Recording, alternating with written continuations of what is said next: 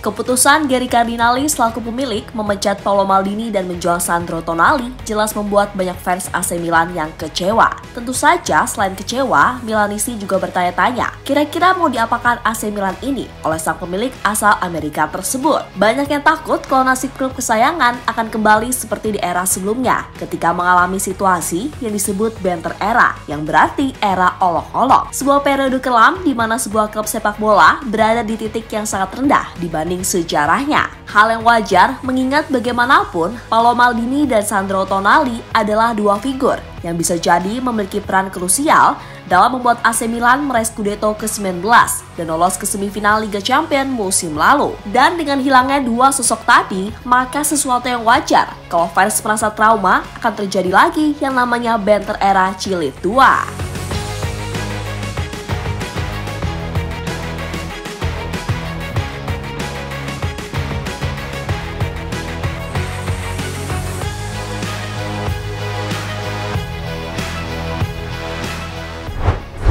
AC Milan secara mengejutkan menjual bintang mudanya, Sandro Tonali, ke Newcastle seharga 70 juta euro. Hal itu jelas kian membuat Milanisti makin bingung dengan sikap Gary Cardinali. Pasalnya sebelum menjual Tonali, sang pemilik lebih dulu memecat Paolo Maldini dari jabatan direktur olahraga. Ya, penjualan Sandro Tonali jelas mengingatkan pendukung Rossoneri akan penjualan Zlatan Ibrahimovic dan Thiago Silva ke PSG di musim panas 2012.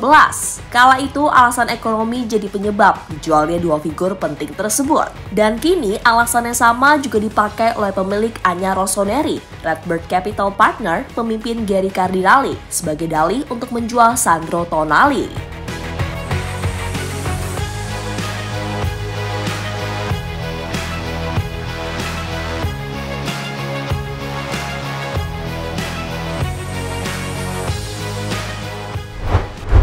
Ya, keputusan Milan menjual Tonali pun benar-benar disesalkan oleh Milanisti. Sebab Tonali adalah pemain yang mereka gadang-gadang akan menjadi kapten masa depan Rossoneri dan kini justru pergi. Di satu sisi, tak sedikit pula yang beranggapan kalau penjualan Tonali sendiri merupakan efek domino dari pemecatan Paolo Maldini. Ya, tanpa Maldini, AC Milan tak lagi punya penjaga filosofi. Selain itu, Milan juga dinilai tak punya lagi seorang negosiator ulung. Perlu diketahui juga kalau beberapa pemain dalam skuad Stefano Pioli datang karena yakin dengan proyek Maldini. Ambil contoh Tonali. Sebelumnya harga tembusnya dari Brescia adalah 25 juta euro, namun bisa ditekan menjadi cuma 5,9 juta euro saja saat join ke Milan. Hebatnya lagi, berkat kemampuan negosiasi Maldini, Tonali juga bersedia menerima pemotongan gaji. Tentu melihat realita yang ada, maka wajar kalau fans Milan kini merasa was-was.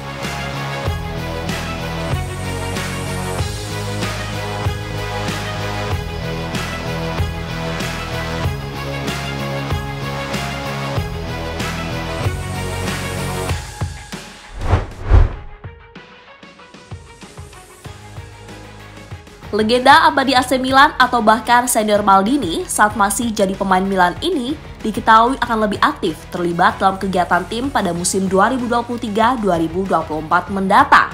Menurut La Gazzetta dello Sport, AC Milan akan mempercayakan Franco Baresi untuk melakoni sesi wawancara dengan media setiap jelang pertandingan. Tak cuma itu, pemilik abadi nomor 6 Del Rossoneri itu diberitakan juga akan lebih sering menghabiskan waktu di Milanello, sentral latihan klub. Artinya, Franco Baresi sekarang tak cuma menjalankan perannya sebagai duta klub, melainkan lebih terlibat ke dalam urusan manajemen.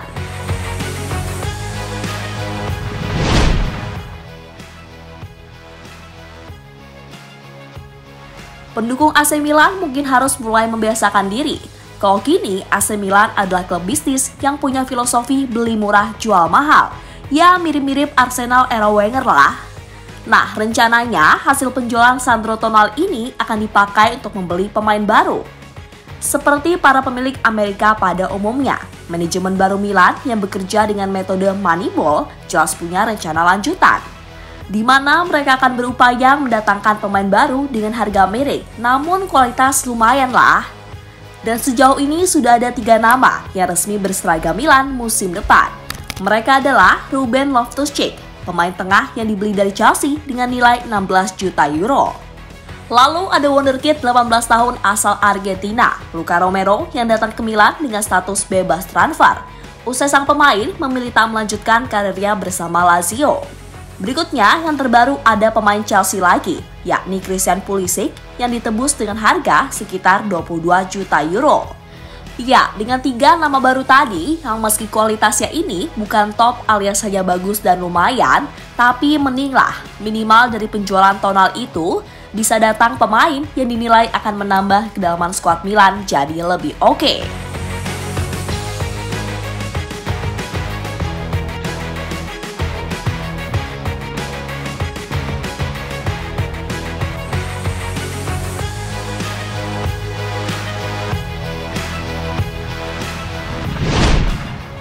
Nah, selain 3 nama tadi yang telah resmi, Milan sendiri masih mengincar beberapa nama lain, terutama di pos tengah dan penyerang. Ya, untuk nama pemain tengah, Milan sudah menyiapkan nama Sergej Milinkovic-Savic, Tijjani Reinders sebagai target utama. Kemudian untuk barisan penyerang, Milan membutuhkan tenaga muda berkelas. Karena bagaimanapun, Ciro ini usianya sepuh dan Origi lebih sering berantem sama bola ketimbang fokus mencetak gol. Dan kini ada 2 nama terkuat yang jadi incaran, yakni Akang Pomade, Alvaro Morata, dan striker Iran Mehdi Taremi. Sebenarnya, Milan sendiri sempat mengincar Samuel Chukwueze dari Villarreal. Akan tetapi, harganya yang dinilai nggak masuk akal membuat Milan lebih prefer mengincar Taremi, yang tampil luar biasa bersama Porto dengan koleksi 31 gol dan 14 assist dari 51 penampilan. Lagi pula harganya cuma 18 juta euro. Kalaupun Taremi gagal, pilihan kedua ya jatuh ke Morata, yang ya cukup lumayan bersama Atletico, dan klausulnya cuma 12 juta euro.